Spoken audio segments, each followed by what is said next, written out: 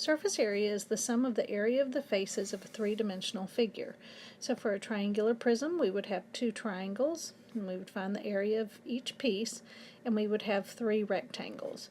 For a cylinder, we would have two circles, the top and the bottom, and we would have one long rectangle.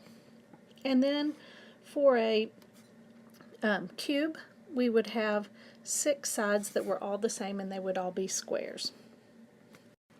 It's important to recognize your base right away when you're looking at a three-dimensional figure. So on this one it would be the two congruent parallel sides. So can you see that these circles are congruent and they're also parallel? Even if your figure is set sideways and it's a cylinder, it still would be this circle right here and the one you can't really see right here, because they would be congruent and parallel. The other thing you're going to need to know is the height, and mathematically it's the distance between your bases.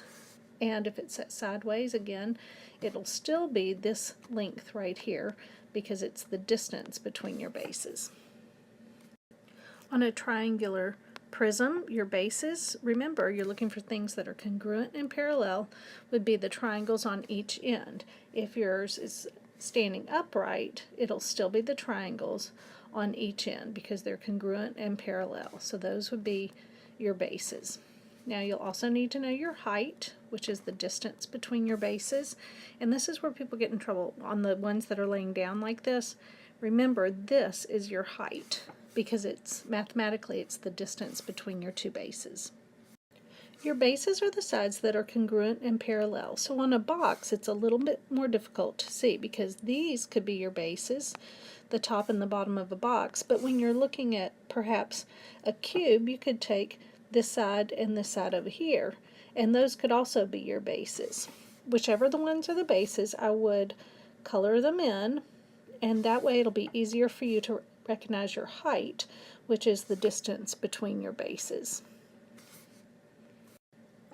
You'll be asked to find two different types of surface area. Lateral surface area, which is just the sides because lateral means sides, or total surface area, which is all of the faces of the three-dimensional figure.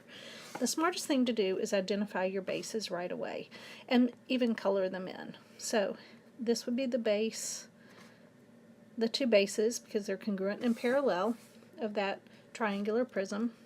This would be the base, and this would be the other base of the cylinder. And then you can choose on a prism what you want to be the bases. So there are your bases on each of those figures. Now your lateral surface area is your perimeter times your height. So that means the perimeter of the base. So for lateral surface area, this one would have all three sides plus the one coming in the front.